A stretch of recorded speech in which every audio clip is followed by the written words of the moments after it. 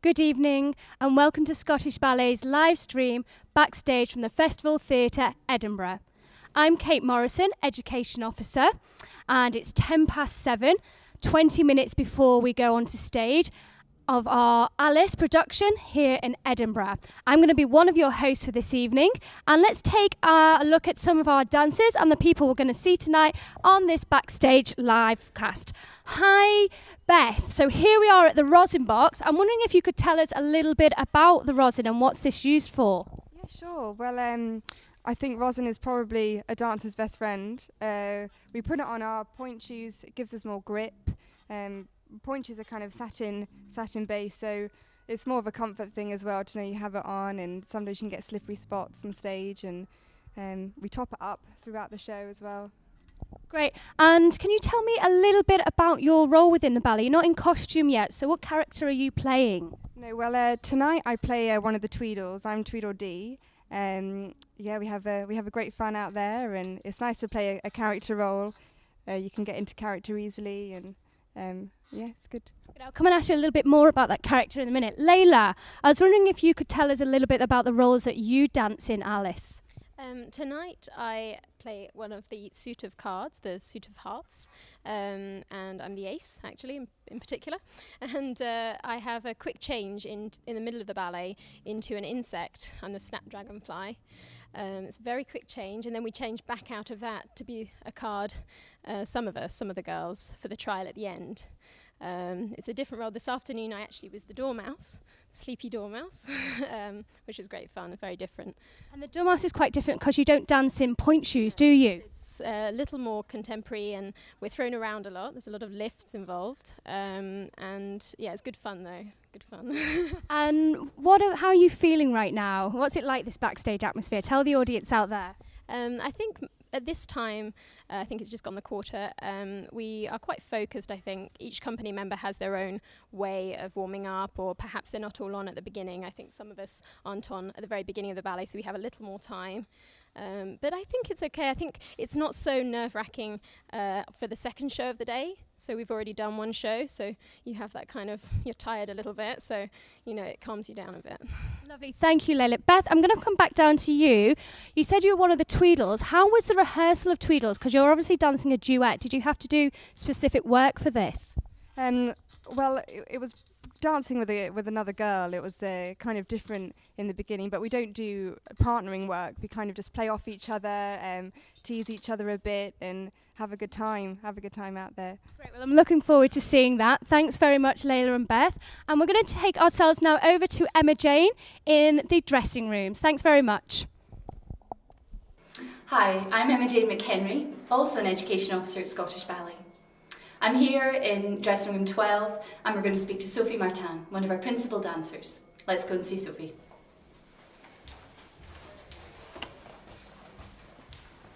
Hi Sophie. Hiya. How are you? I'm good, thanks. Good. You're performing the lead role of Alice. We'd love to know really how long it takes to learn a role like that. We had 8 weeks from beginning to the production week. So it just got short in time for a 2-hour ballet, but it went quite well, and when I needed both for week 2, and I think it was enough. Fantastic. Now, could you tell us a little bit more about the character of Alice herself? Well, she's a little girl. She starts around 7 at the beginning of the ballet, and then by the end of Act 2, she's 12, so you see her growing through, you know, meeting new people and her journey in Wonderland. So yeah, you see her growing and becoming more mature.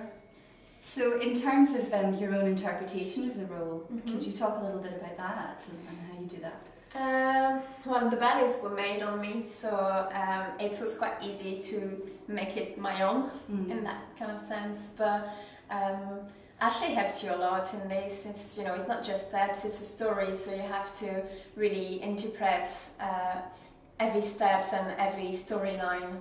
But it's a collaboration between the choreographer and the dancer, so... Fantastic. Thanks so much, Sophie. Thanks. Okay, so let's hand over to Kate, who's side of stage with stage management. Hi, thanks Emma Jane. I'd like to introduce you and welcome you to Sue stage manager of Scottish Ballet. Hi, Sue. Hi, how you doing? Sue, I'd like to ask you 15 minutes before we go on stage, what is your role now? What do you do for the last 15 minutes? Well, I've just actually been doing a check to make sure that all the props are actually set where they should be on the stage, because they're set in the same place every night so that the dancers can find them quickly and easily. Make sure that the stuff on the stage is set and that things are locked that should be locked, and chairs are put in the same place that they should be put in. And that's really what I'm doing at this stage. I'm just doing my final checks before the evening show starts. Are you a little bit of the calm within what possibly could be a storm sometimes? Yeah, I mean, I think if the stage management and the technical department aren't calm at the quarter-hour call, then really there's something quite wrong. You know, we are supposed to be the logical bit of the team. So, yes, I would say we are the ones that should be the calmest out of everybody. I like the should be. Can we talk about the props a little bit? There have been some amazing props made for Alice, and they have been talked a lot about within the company. So I'd like to show the audience some of them. Can we have a look at the pink flamingos first? Well, this is actually a collaboration between Matthew Strachan, who actually built the bodies of these flamingos, and they were made specifically to be actually knocked about and actually used as croquet mallets. So the bodies are made of styrofoam, which is like a high density foam, and a light wood, a balsa wood, so that they're easy to pick up. But the heads were actually made out of carbon fibre, so that they're really, really strong, so that you can actually hit them off a ball, basically. Then myself and Alice, who's the assistant stage manager, we did the frou-frouing, we did the feathering, and we painted the faces and made them look, and painted the little legs and things. So it was very much a collaboration between 3 people to get them made. And the croquet mallets, you hit what with the croquet mallets? We hit the hedgehogs. Can we see the hedgehogs? Oh, you can see my hedgehogs. So these are the little hedgehogs, bless them. And these were made out of polystyrene balls, and we had to. The challenge was to find something that we could make that looked reasonably spiky from a distance, but would be able to roll along the floor. So we eventually settled on sort of long mohair, which you make teddy bears out of. And we covered the polystyrene. We carved the little faces out to look like hedgehogs, and then we covered them with the mohair fur. And then put white fur around. We got a little picture of a hedgehog as well. Obviously, you've got a reference point then to do it. And then painted the little spikes into the fur as well, and they've come out quite cute, bless them. I hear they have names. They do. This one's Hickory. And the other names? There's Horace, Hickory, Hugo, Harriet, Hildegard, and Hedda. Fantastic. So there are many props to look out for in our production. And I'm going to hand you back now to Emma Jane in the dressing rooms. Thank you, Sue. Hi, I'm here with the boys. We've got Luke, Victor and Lewis, some fantastic characters. So first of all, Luke, who's your character, and tell us about that fabulous costume. So my character is the Griffin, which is half bird, half lion, hence all the feathers, which in this production I play an end-of-pier entertainer. That's why I'm in a tailsuit and a top hat. So it's actually lighter than it looks, considering all of this amazing work on there. But I'm heavily layered up, so it does get quite hot with everything on. But, absolutely, and that fantastic hat. Yeah, the hat. That's probably the hardest thing to dancing actually, because the feathers are all weighted with wire, so it does start to pull the hat back, and you really have to think about how you're going to dance with such a big piece of equipment on your head, so how it's going to be seen from out front. So. Oh, fantastic. And is it fixed in any way? It is fixed with an elastic, which you hopefully won't see because it's supposed to be disguised, flesh-coloured. So yeah, it does stay in place. It's come off once, so hopefully it will stay on tonight. Excellent. And Lewis, who is your character, and tell us about that costume? Humpty Dumpty, pretty egg-shaped. Yeah. I think I've got off pretty lightly really with this costume. There's no kind of frills or collars and things to get in the way. It's pretty airy. Got quite a lot of flesh on show. I suppose the thing that I was most nervous about with this belly was coming over the wall. I thought it might get in the way because I have to slide down and let myself go from the wall, but actually it's softer than it looks, and it squashed down quite nicely when I was coming down from the wall, so Excellent. all went to plan. Regains its shape as well. Yes. Yeah. Excellent. And Victor, who are you? And tell us a little bit about how the costume helps with your character. I am the March here, and I'm in the tea party. Yeah. And the costume helps a lot to do my character because I'm an old war man, and I'm a little bit crazy as well. That's why I have these ears, and I'm an aviator. That's why I have these goggles. Fantastic. Yeah. That's great. Thank you so much. It really helps to get that insight into your characters and costumes. Brilliant. Okay, let's hand back over to Kate, whose side of stage. Thanks, Emma Jane. Just before the dancers go on stage, it's important that they feel prepared and warmed up, and I thought it would be nice if we just took a moment to watch some of the dancers warming up.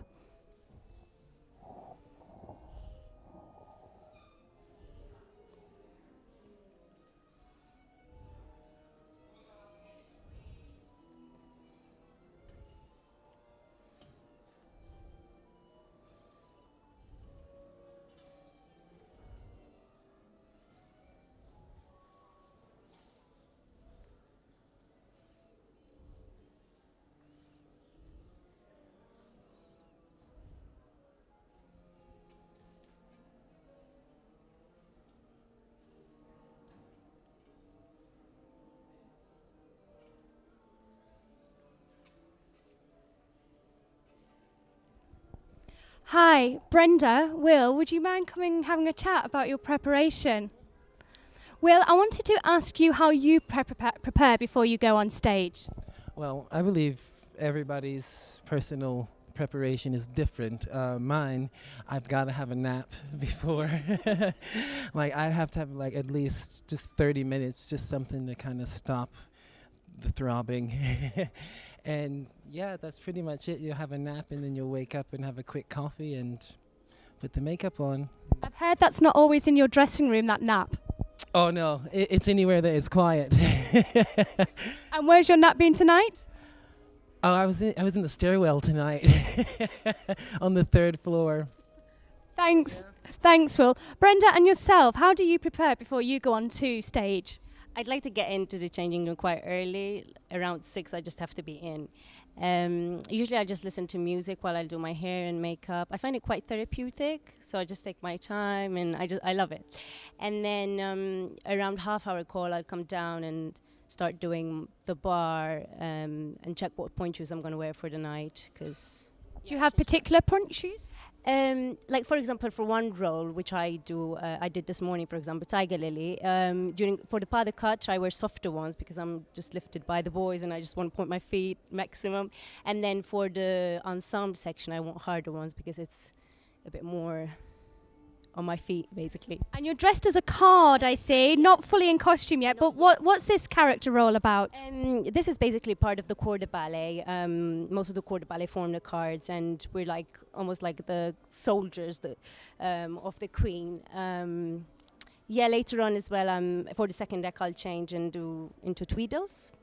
So yeah, I'll do half guard and then into Tweedle. And Brenda, do you have anyone watching this live stream tonight? I do. I've got family in Malta watching, so it's quite exciting. Hello to Brenda's family, and thank you very much, Brenda and Will. And we go back to Emma Jane in the dressing rooms.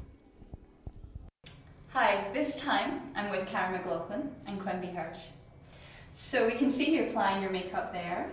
First of all, Cara, can you tell us who your character is and tell us about that makeup? I'm playing the cook, and I'm a part of the kitchen scene, and I'm a bit of a rough character who just works all the time and is not very smiley, doesn't really like many people because she's so busy working. Doesn't have time for anything else. Yeah. So yeah, she's a hard working soul. Wow.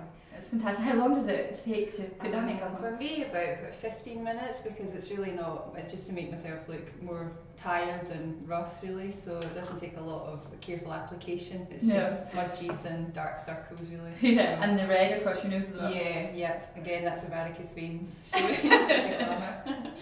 Oh, that's fantastic. And Quimby. Yes. Wow. Who are you? I'm the Cheshire Cat.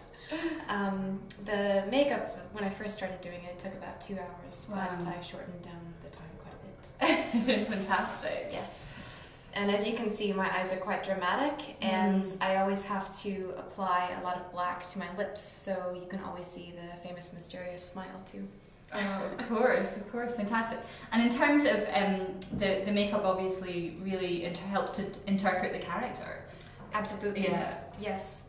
Actually, it's great with this character. I kind of get to play two roles. I have the cat, animal-like. Okay. And I also have more of a showgirl personality when other people aren't on stage with me. So. That must be fun to play that kind of. Yes. So I make my lips quite feminine. Fantastic. And Cara, with your character, hardworking, cook. Yes. Yeah, which hardly cracks a smile, to be honest.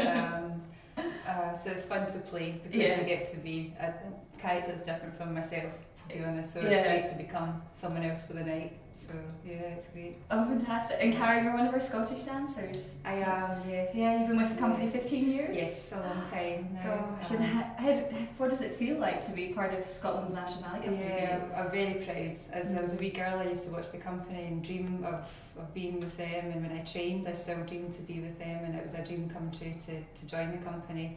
And I'm constantly proud to be Scottish and to work in my homeland, but at the same time see all the different nationalities come in and different age groups and different talents, and you're constantly learning and watching the talent grow within our homeland, so it's great. Oh, fantastic. Thanks so much. I'll leave you to continue putting on your makeup. Pleasure. Okay, so let's hand back to Kate one final time, side of stage. Well, we're just about 5 minutes before we go live. It's really exciting back here now. The lights have gone out. The orchestra are warming up, as you can hear. But I just want to finish with us meeting Adam. Hi, Adam. You've been with the company now since 2003. And I'm just wondering, do you still get nervous before you go on stage? Yes, it's usually for the premiere of a new production. So the beginning of the Alice tour was, quite nerve-wracking. As the tour goes on, progresses, you normally settle down, but you do get those random shows suddenly where you feel like you've never done it before and you get stressed. But generally the beginning, and by the end you feel more comfortable. And how are you feeling tonight with all this going on as well? This is an added stress, I have to say, but no, I'm okay. Like one of the girls today, we've done another show today, so you feel kind of you're already ready for the show rather than it being the first thing of the day. So we're kind of ready, but it's a different cast tonight, so different mindset. But yeah, otherwise I'm good, thanks. I have to now comment, you are in your costume, and this is a really sexy costume. Can you tell us a little bit about your character and your role within Alice? Well, I play the caterpillar, and we call him Fernando, but he's kind of, he's a tango teacher, so he's meant to be teaching her to dance. He's a little bit sleazy, we would say. He gets very impatient. Doesn't have much time for her, quite likes himself, and looks good in velvet, obviously. Very good in velvet. Do you think he's instrumental in Alice's journey as well? I think so, yeah. It's good for her character. You see her get a little bit feisty with him as well. She's the innocent young girl, and then she kind of stands up for herself a little bit with the caterpillar. So I think he helps her along her way to becoming who she's going to become at the end. So. I was wondering about any rituals or superstitions maybe you or the company have before you go on stage. Is there anything you can let us into? There's no ritual as such for the company, but all of the dancers will have their own routine, like whether it's the order you put your makeup on, or if you do your hair first, or some people put on one ballet shoe before they put the other one on, like the same one every time. Most people are pretty superstitious, and then when you have a good show, you try to do everything exactly the same for the rest of the tour. And what about any good luck kind of things you give to each other? Have you received any flowers or any good luck this tour? Yes, on the premiere, there's lots of cards and flowers and chocolates going around. We call them chuckers gifts. I don't know where it came from, but just to wish each other luck, and especially with the people you're dancing with. If it's in a pas de deux, your partner, you would buy her some flowers and a card and a little private joke of maybe how the rehearsal period's gone, of what you're looking forward to that night. So yeah, on the premiere, lots of gifts. That's lovely. And I want to know that we and the audience can look out for. Are there any moments that you particularly enjoy within the ballet? They might not necessarily be your own, or that could be your own and something else that we can all look out for tonight.